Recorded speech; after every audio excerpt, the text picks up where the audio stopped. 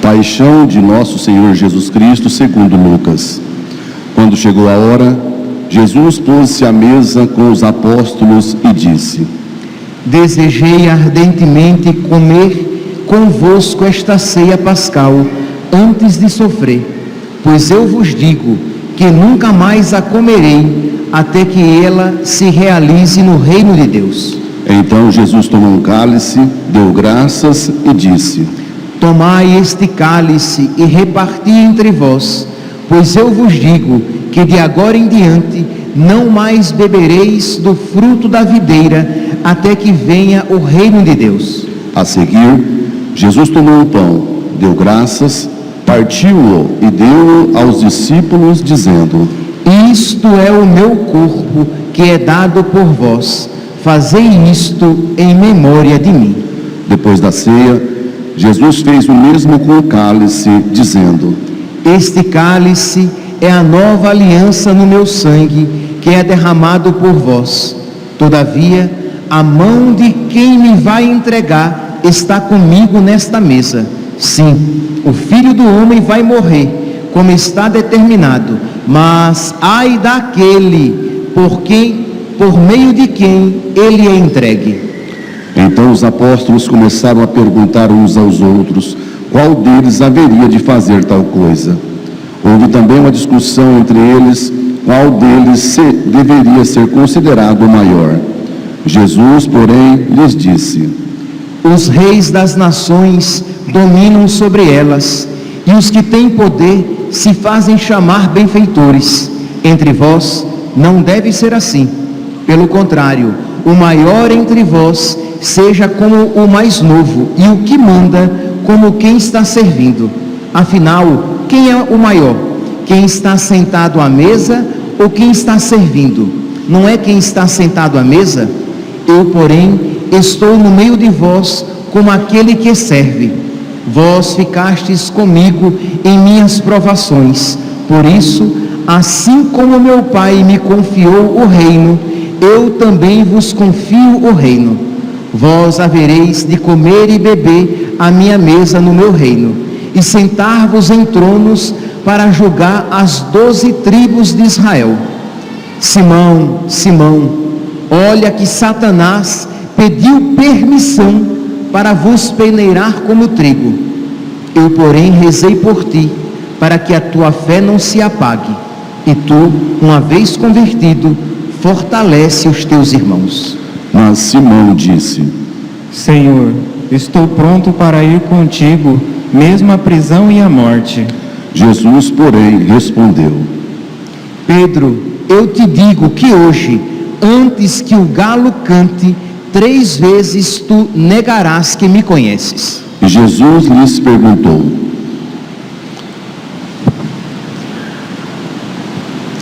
Quando vos enviei sem bolsa, sem sacola, sem sandálias, faltou-vos alguma coisa? Eles responderam: Nada. Jesus continuou: Agora, porém, quem tiver bolsa deve pegá-la, do mesmo modo aquele que tiver uma sacola. E quem não tiver espada, venda o manto para comprar uma. Porque eu vos digo, é preciso que se cumpra em mim a palavra da Escritura. Ele foi contado entre os malfeitores, pois o que foi dito a meu respeito tem de se realizar.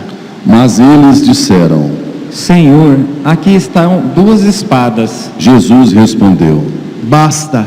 Jesus saiu e, como de costume, foi para o Monte das Oliveiras. Os discípulos o acompanharam. Chegando ao lugar, Jesus lhes disse: Orai para não cairdes em tentação. Então afastou-se uma certa distância e de joelhos começou a rezar: Pai, se queres, afasta de mim este cálice. Contudo, não seja feita a minha vontade, mas a tua. Apareceu-lhe um anjo do céu que o confortava.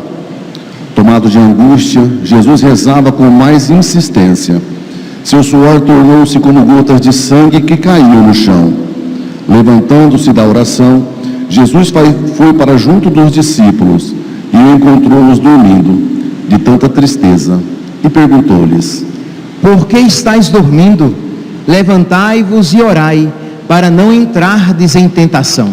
Jesus ainda falava quando chegou uma multidão. Na frente vinha um dos 12, chamado Judas, que se aproximou de Jesus para beijá-lo. Jesus lhe disse: Judas, com um beijo tu entregas o Filho do Homem? Vendo o que ia acontecer, os que estavam com Jesus disseram: Senhor, vamos atacá-los com espada. E um deles feriu o empregado do sumo sacerdote, cortando-lhe a orelha direita. Jesus, porém, ordenou: Deixai, basta. E tocando a orelha do homem, o curou. Depois Jesus disse aos sumos sacerdotes, aos chefes dos guardas do templo e aos anciãos, que vinham vindo prendê-lo: Vós saístes com espadas e paus, como se eu fosse um ladrão. Todos os dias eu estava convosco no templo, e nunca levantastes a mão contra mim. Mas esta é a vossa hora, a hora do poder das trevas. Eles prenderam Jesus e o levaram, conduzindo-o à casa do sumo sacerdote. Pedro acompanhava de longe. Eles acenderam uma fogueira no meio do pátio e sentaram-se ao redor. Pedro sentou-se no meio deles. Ora, uma criada viu Pedro sentado perto do fogo, encarou-o bem e disse: Este aqui também estava com ele. Mas Pedro negou. Mulher, eu nem o conheço. Pouco depois, um outro viu Pedro e disse: Tu também és um deles. Mas Pedro respondeu: Homem, não sou. Passou mais ou menos uma hora e um outro insistia: Certamente este aqui também estava com ele, porque é galileu. Mas Pedro respondeu: Homem, não sei o que estás dizendo. Nesse momento, enquanto Pedro ainda falava, um galo cantou. Então o Senhor se voltou e olhou para Pedro. E Pedro lembrou-se da palavra que o Senhor lhe tinha dito: Hoje, antes que o galo cante 3 vezes, me negarás. Então Pedro foi para fora e chorou amargamente. Os guardas caçoavam de Jesus e espancavam-no. Cobriram o seu rosto e lhe diziam: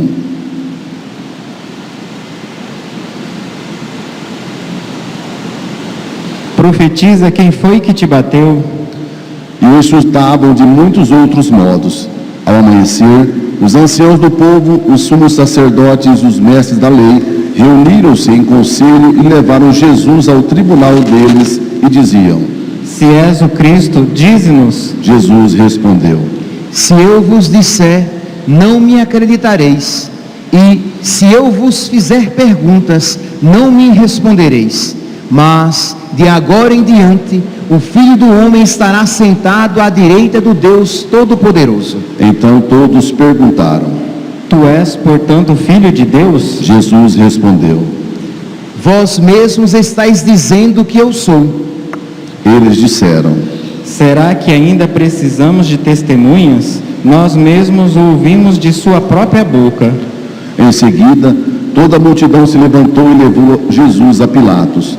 Começaram então a acusá-lo, dizendo: Achamos este homem fazendo subversão entre o nosso povo, proibindo pagar imposto a César e afirmando ser ele mesmo Cristo, o Rei. Pilatos o interrogou.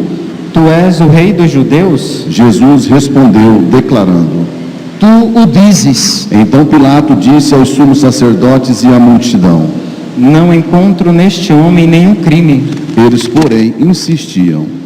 Ele agita o povo, ensinando por toda a Judeia, desde a Galileia, onde começou até aqui. Quando ouviu isto, Pilatos perguntou. Este homem é galileu? Ao saber que Jesus estava sob a autoridade de Herodes, Pilatos enviou-o a este, pois também Herodes estava em Jerusalém naqueles dias. Herodes ficou muito contente ao ver Jesus, pois havia muito tempo desejava vê-lo. Já ouvira falar a seu respeito e esperava vê-lo fazer algum milagre. Ele interrogou-o com muitas perguntas. Jesus, porém, nada lhe respondeu. Os sumos sacerdotes e os mestres da lei estavam presentes e o acusavam com insistência. Herodes, com seus soldados, tratou Jesus com desprezo, zombou dele, vestiu-o com uma roupa vistosa e mandou-o de volta a Pilatos. Naquele dia, Herodes e Pilatos ficaram amigos um do outro, pois antes eram inimigos.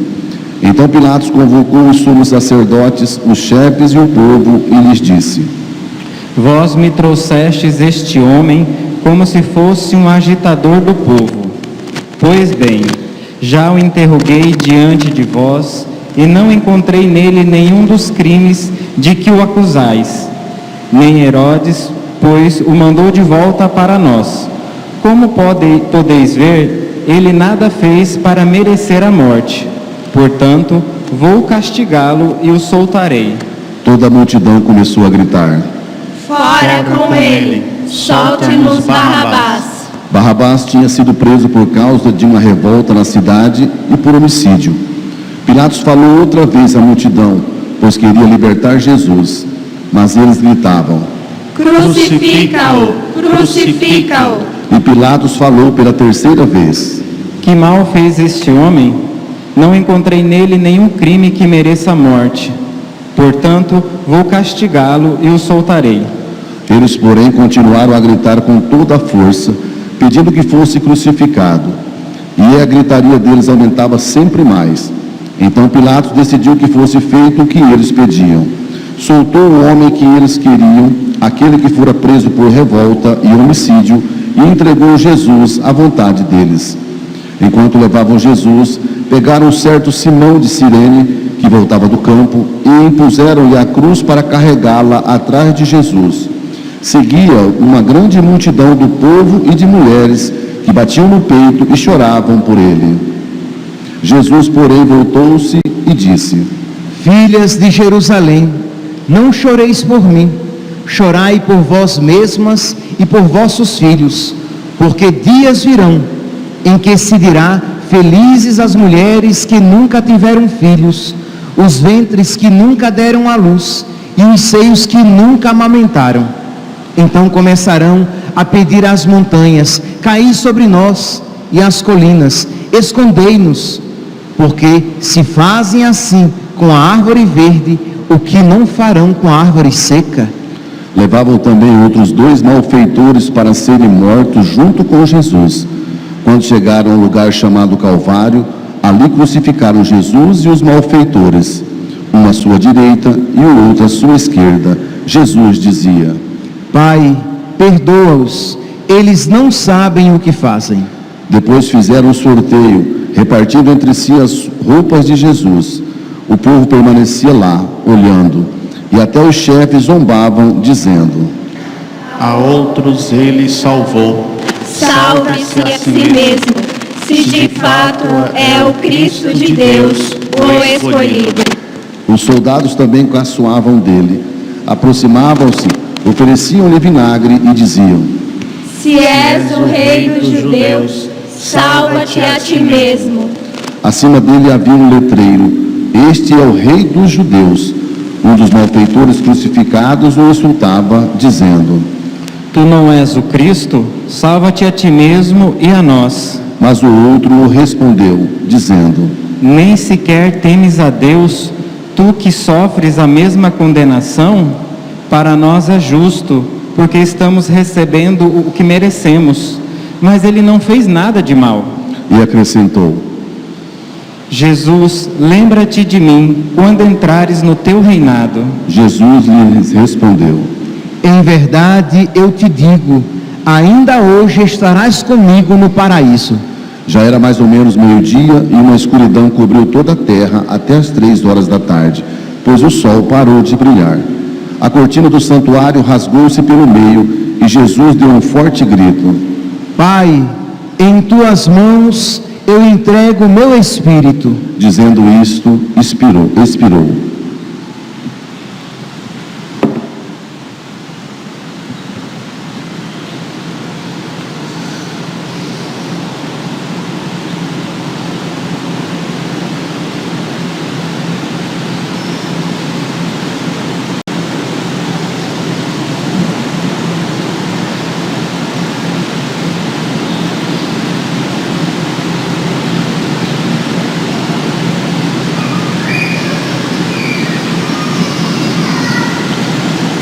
oficial do exército romano viu o que acontecera e glorificou a Deus, dizendo: De fato, este homem era justo. E as multidões que tinham acorrido para assistir viram o que havia acontecido e voltaram para casa, batendo no peito. Todos os conhecidos de Jesus, bem como as mulheres que o acompanhavam desde a Galileia, ficaram à distância, olhando essas coisas. Havia um homem bom e justo chamado José, membro do conselho, o qual não tinha aprovado a decisão nem a ação dos outros membros.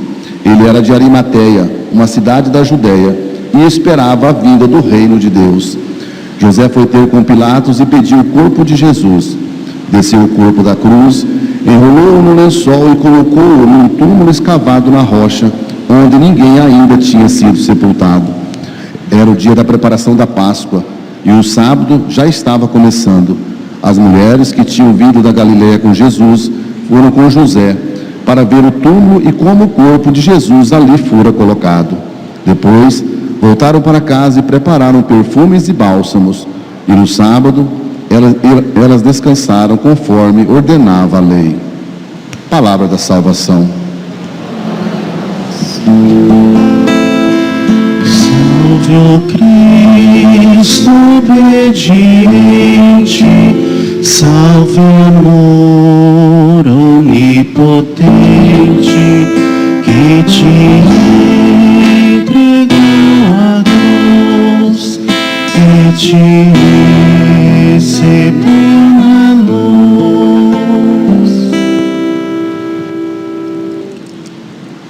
Caríssimos irmãos e irmãs, com esta celebração, nós damos início à grande semana, a semana mais importante dos cristãos, a Semana Santa.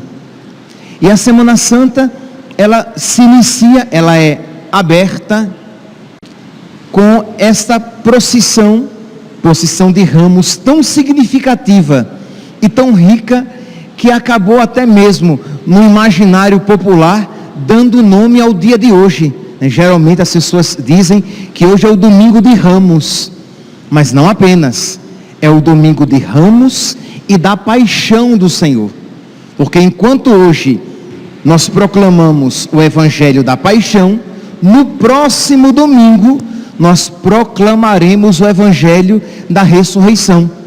Então era assim no início. No domingo que antecede o domingo de Páscoa, nós proclamávamos o domingo da paixão. No outro domingo, o domingo da ressurreição. Depois, por influência da liturgia que era celebrada na Terra Santa, porque tinha os lugares onde estes fatos eram realizados, onde estes fatos tinham acontecido. Então lá se celebrava na quinta-feira antes da Páscoa aquilo que Jesus fez, isto é, que ele lavou os pés dos apóstolos e instituiu a Eucaristia. Na sexta-feira se lia o Evangelho da Paixão lá em Jerusalém, porque Jesus Cristo tinha sido ali crucificado. No sábado se vivia o silêncio para à noite, na vigília, já se começar a celebração da ressurreição. Então depois a igreja juntou essas duas celebrações, de modo que hoje nós temos uma leitura do Evangelho da Paixão neste domingo, que é sempre no ano A Paixão segundo Mateus, no ano B segundo Marcos, no ano C, que é o caso segundo Lucas, e na sexta-feira nós ouvimos novamente o relato da paixão, que é sempre segundo João. Pois bem, então nós estamos aqui iniciando esta semana, né? E também nós, né, somos convidados a ter os mesmos sentimentos de Cristo Jesus. São Paulo diz isso, né, na carta aos Filipenses: tende em vós os mesmos sentimentos de Cristo Jesus. Pois bem, nós também, meus santos, somos chamados a iniciar esta Semana Santa, a entrar em Jerusalém, segurando os nossos ramos rumo à paixão de Jesus, com os mesmos sentimentos de Jesus. O que nós fizemos aqui, meus santos, não foi um teatro. Isto é, nós não entramos na igreja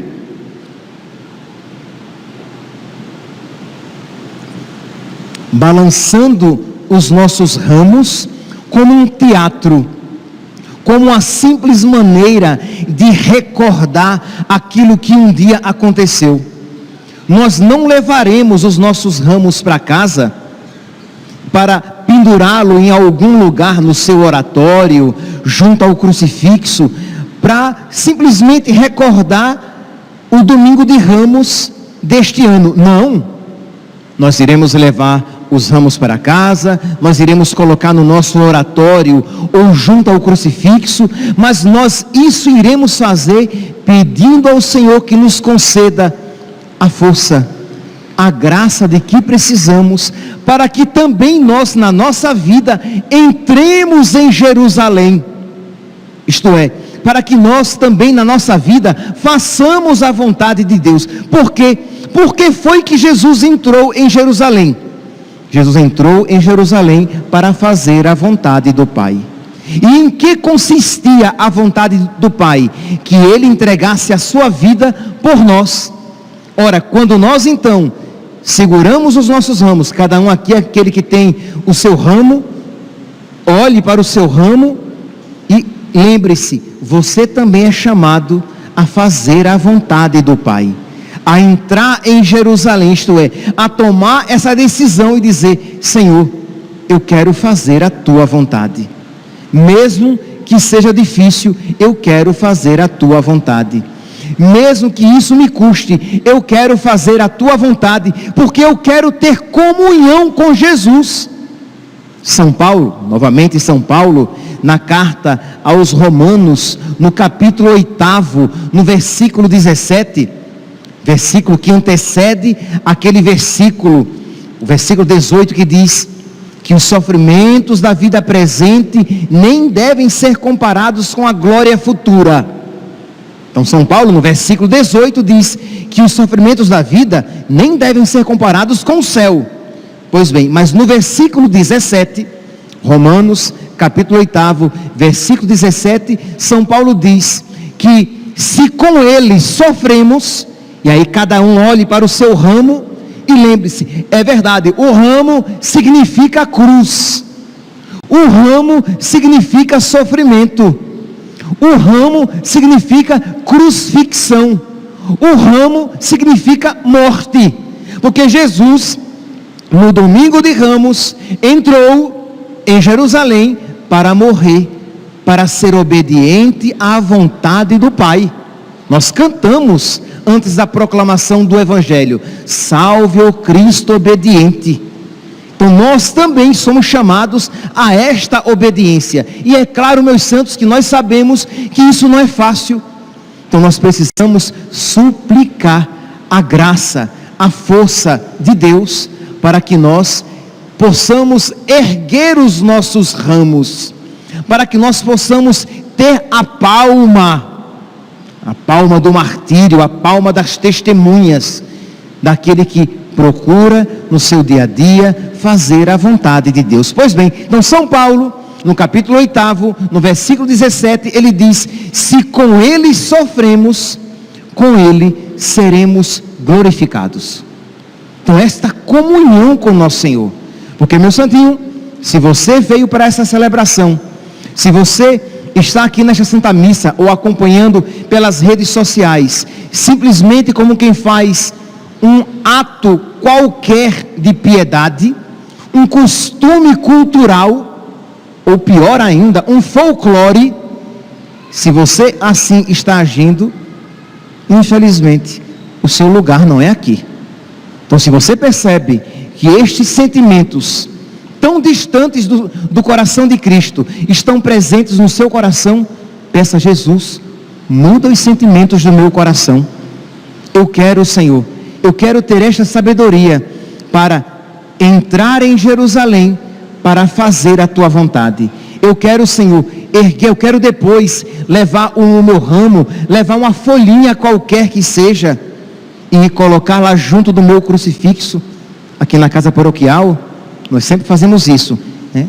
A cada ano nós trocamos o ramo e deixamos ali o ramo daquele ano, ali junto ao crucifixo, para lembrar que a cruz de Jesus precisa ser assumida na minha vida, que eu preciso amar e beijar aquele ramo. Você pode até mesmo beijar o seu ramo, como quem beija a própria cruz, mas suplicando com toda a humildade de quem sabe que é tranqueira, de quem sabe que é miséria, de quem sabe que é fraqueza, e suplicando: Senhor, eu te suplico a graça de entrar em Jerusalém e junto contigo entregar a minha vida, porque se eu tiver comunhão contigo, sofredor, eu terei comunhão contigo, glorioso.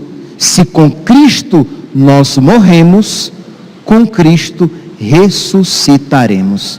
Meus irmãos, eu sei que isso não é poesia. Eu, quando digo isso a vocês, eu tenho consciência de que isso não é fácil, é fácil de se dizer, pode ser até poético, pode até soar bonito aos nossos ouvidos, mas que é duro, que é exigente. Mas se a graça de Deus estiver presente no nosso coração, nós amaremos a nossa cruz, porque amamos Jesus crucificado. E quem ama Jesus crucificado, amará a sua cruz, será uma consequência da graça. Então, pedir a nosso Senhor esta comunhão com Ele, pedir a nosso Senhor a graça desta sabedoria, que nós vejamos a cruz como os santos a viram, que nós vejamos a cruz como Jesus a viu, isto é, a vontade do Pai, a comunhão com o Pai. E eu vim para fazer a vontade do Pai. Então nós, olhando para o ramo, olhando para a cruz, nós vemos a vontade de Jesus, a comunhão com Jesus e, consequentemente, futuramente, a ressurreição com Jesus. Meus irmãos, eu dizia no início desta celebração que nós somos chamados hoje a ter os mesmos sentimentos de Cristo Jesus. São Paulo, né? Carta aos Filipenses, capítulo 2, versículo 5. E quais foram os sentimentos de Jesus na sua entrada em Jerusalém para ser crucificado? Foi sentimento de revolta contra a vontade de Deus? Não. Foi sentimento de rebeldia, porque Deus não estava fazendo a sua vontade? Não. Pai, se é possível, afasta de mim este cálice, todavia seja feita a vossa vontade e não a minha. Foi um sentimento de desamor, isto é, de um escravo que faz contra a vontade, contra a sua vontade, a vontade do seu Senhor? Não. Porque é verdade, um escravo, ele pode fazer contra a sua vontade, a vontade do seu Senhor, mas não foi essa a atitude de Jesus, não era esse o sentimento no coração de nosso Senhor. Nosso Senhor fez a vontade do Pai com amor. E aqui, meus irmãos, mais uma vez, eu repito quase que ao cansaço, mas nós precisamos nos recordar, isto é graça. Nós, por nós mesmos, não somos capazes de amar a cruz. Nós, por nós mesmos, nunca seremos cristãos à maneira de Jesus. Nós, pelas nossas próprias forças, nós nunca carregaremos com alegria a cruz nas nossas vidas.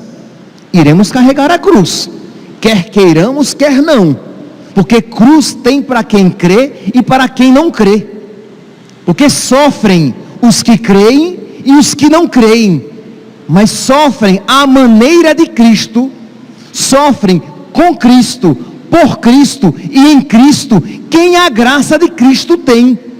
Então nós, a graça de Cristo, precisamos pedir com toda a humildade, pedir com toda a confiança, sabendo que o Senhor quer nos conceder, pedir com toda a perseverança, não nos cansar, porque Deus vai nos concedendo também de acordo com a verdade da nossa súplica.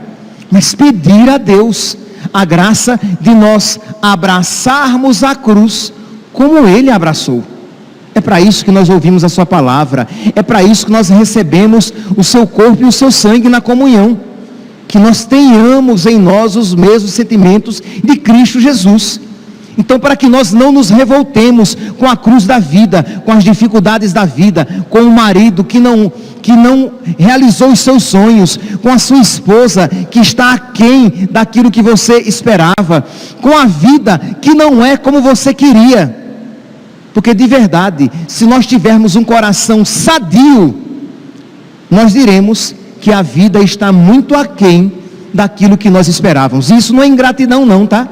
Isto é um coração que deseja a Deus, que sabe que a vida pode até ser boa, mas está aquém daquela felicidade de que eu tenho fome, daquela realidade que o mais profundo do meu coração deseja.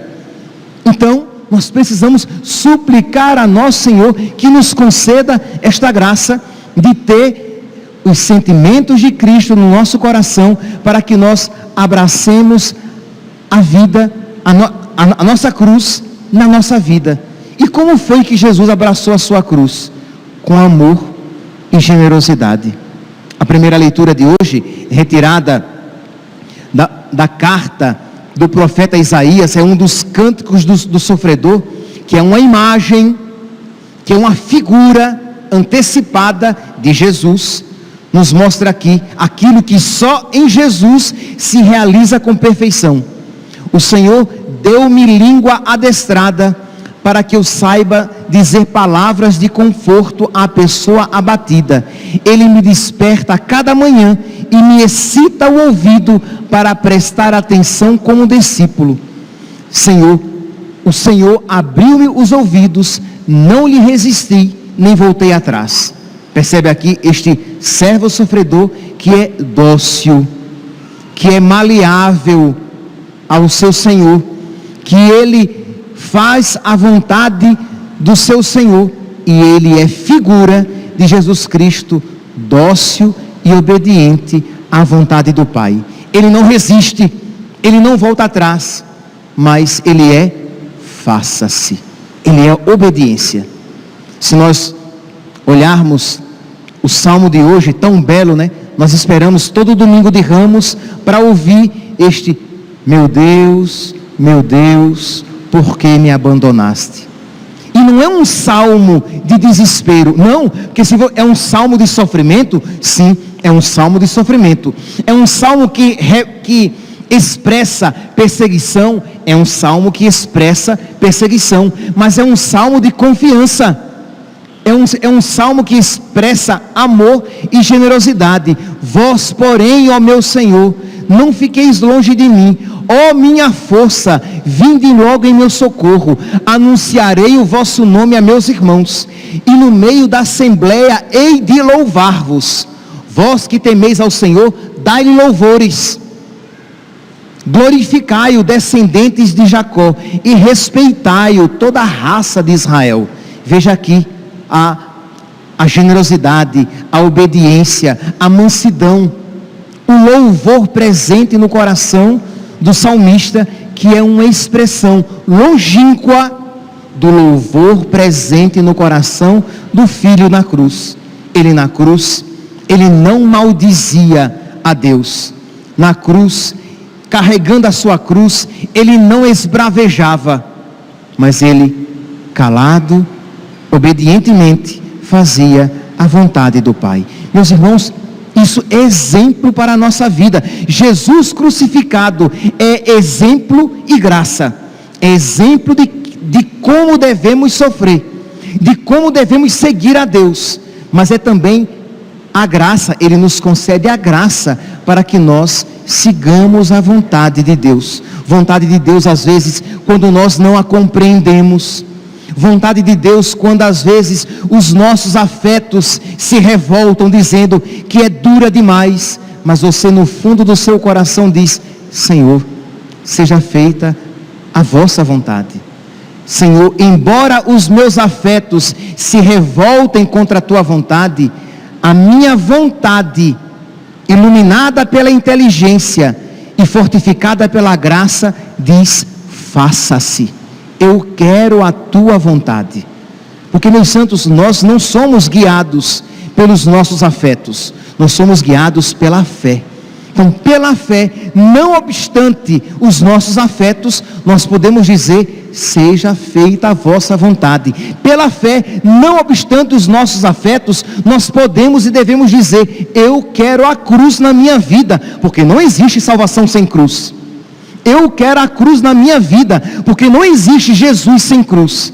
Eu quero a cruz na minha vida. E os seus afetos se revoltam, mas a sua vontade, iluminada pela inteligência essa educada pela fé, iluminada pela graça, diz: eu quero a cruz, porque a cruz é a ponte que leva para o céu.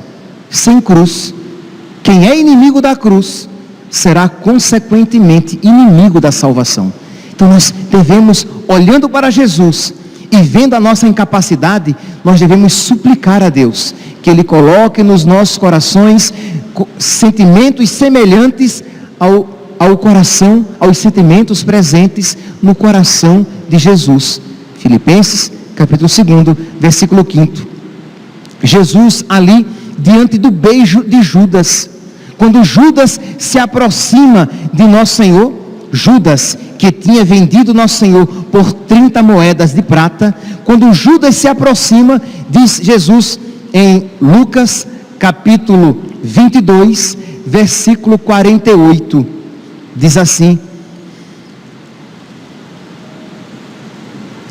versículo 48, Judas, com um beijo tu entregas o Filho do Homem? Se vocês pegarem lá em Mateus, Jesus dirá assim: Judas, que fazes? O que estás fazendo? Isto é, Jesus não está revoltado porque traído. Jesus está cheio de compaixão com Judas, que está fazendo aquela desgraça com ele mesmo.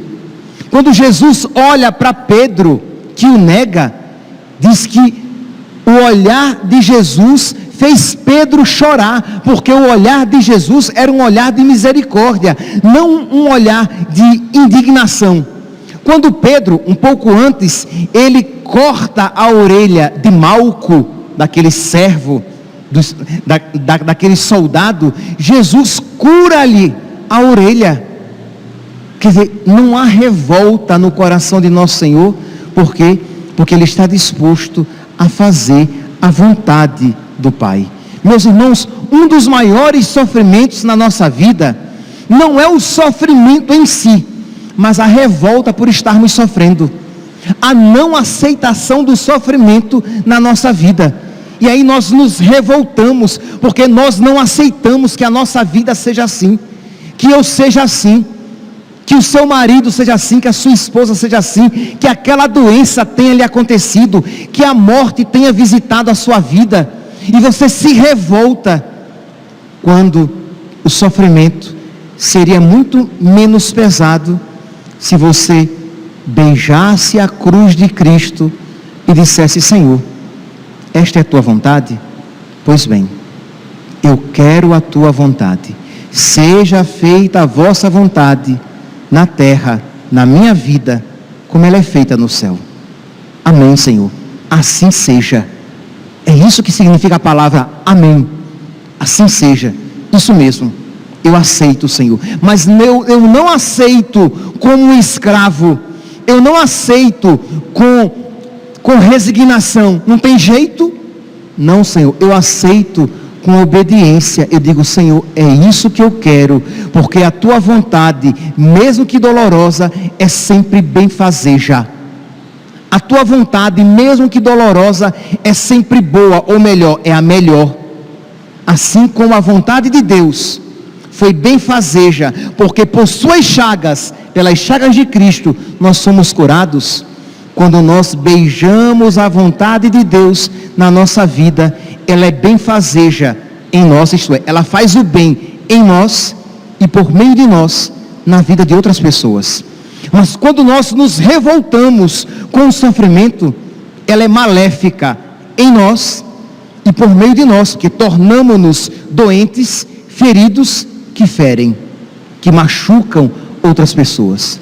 Então pedir a nosso Senhor: meu Deus, eu quero estar tão unido a Ti, de modo que da mesma maneira que as Tuas chagas curavam, que as minhas feridas curem também, porque unidas às Tuas feridas, às Tuas chagas. Isto, meus santos, é ter os mesmos sentimentos de Cristo Jesus. Isto é entrar em Jerusalém. Porque se você, meu santinho, está com o seu raminho na mão, mas louco da vida, para simplesmente ser feliz, para ser feliz a todo custo, para se livrar de todos os sofrimentos, para não ter problemas neste mundo, inimigo da cruz, você não vai gritar Jesus, você vai gritar Barrabás. Sim, com isso, com essa reflexão, eu quero fechar a homilia. É significativa aqui esta afirmação. Um inimigo da cruz, ele não clama por Jesus, mas por Barrabás. Uma pessoa que só busca, que só foge da dor e só busca o prazer, ela clama por Barrabás e não por Jesus. Aí você pergunta: mas padre, o que é que tem a ver uma coisa com outra? Tudo, meus santos. Barrabás, a palavra Bar-Abás significa filho de Deus. O nome, etimologicamente falando, o nome Barrabás é até um nome bonito. Bartimeu não era o filho de Timeu? Bar significa filho de. Então Bartimeu, filho de Timeu. Bar-Abás, Abá, ó pai. Barrabás significa filho de Deus. Ora, lá no capítulo 22, no versículo 70, os fariseus, quando prendem Jesus, perguntam: tu és, portanto, o Filho de Deus? E Jesus diz: tu dizes, vós mesmos estáis dizendo que eu sou. E quando Jesus é entregue a Pilatos, e Pilatos diz: eu não encontro culpa alguma neste homem. Mas o que é que a multidão grita? A multidão não grita Jesus, isto é, nós escolhemos Jesus. A multidão grita Barrabás, porque Barrabás era um ladrão e homicida. Ele significava, ele representava toda a busca de felicidade a todo custo neste mundo. Por que é que as pessoas matam? As pessoas matam porque elas querem de alguma maneira alcançar um ganho com aquela morte. Por que é que as pessoas roubam? As pessoas roubam porque elas querem de alguma maneira algum benefício com aquele roubo. Ninguém peca por penitência, sempre se peca porque se quer um benefício com aquele pecado, com aquele homicídio, com aquele roubo. Então, aquele filho de Deus, Barrabás, significava a busca da felicidade neste mundo a todo custo, matando, roubando, se prostituindo. O que eu quero é ser feliz a todo custo. Já o outro Jesus, o verdadeiro Filho de Deus, Jesus Cristo, significa aquele que procura fazer a vontade de Deus a todo custo. Nós, meus santos, nós voltaremos para as nossas casas. A pergunta é: amigos de quem nós voltaremos? Do Filho de Deus, Jesus, ou de Barrabás, que Filho de Deus, que de Filho de Deus tinha apenas um nome, de fato, era filho do diabo. Que de Filho de Deus, ele carregava apenas um nome, porque de verdade o que ele procurava era fazer a sua vontade e ser feliz a todo custo. Meu santinho, eu espero que todos vocês voltem para casa com os seus ramos nas mãos. Mas, se você, meu santo, não está disposto a abraçar a sua cruz, deixe o ramo no banco da igreja. Não brinque de ser cristão. Não faça de conta que é católico nem faça de conta de que é amigo de Cristo. Se você não está disposto a amar Jesus crucificado, arranque o crucifixo do seu peito, se você carrega um, e deixe-o no banco da igreja. Tire o terço do seu bolso e deixe na igreja. Não é para você. Tire o seu escapulário, tire toda a imagem cristã, arranque do seu pescoço, deixe no banco da igreja. Não é para você. Mas se você, miserável pecador, está disposto a suplicar a Deus a força que você não tem, mas de que você precisa para amar a Jesus e Jesus crucificado, sim, carregue a sua cruz, carregue o seu terço, carregue o seu ramo e com toda a confiança, com toda a humildade e com toda a perseverança, peça a Jesus a graça de entrar em Jerusalém, de entregar a sua vida, de ter os mesmos sentimentos de Cristo no seu coração. Louvado seja nosso Senhor Jesus Cristo. Nós vamos então ficar de pé e com toda a gravidade necessária iremos proclamar a nossa fé rezando. Creio em Deus Pai, Criador do céu e da terra, e em Jesus Cristo, seu único Filho, nosso Senhor, que foi concebido pelo poder do Espírito Santo, nasceu da Virgem Maria, padeceu sob Pôncio Pilatos, foi crucificado, morto e sepultado, ressuscitou, subiu aos céus, está sentado à direita de Deus Pai Todo-Poderoso, donde há de vir julgar os vivos e os mortos. Creio no Espírito Santo, na Santa Igreja Católica, na comunhão dos santos, na remissão dos pecados, na ressurreição da carne, na vida eterna. Amém. irmãos e irmãs, contemplando a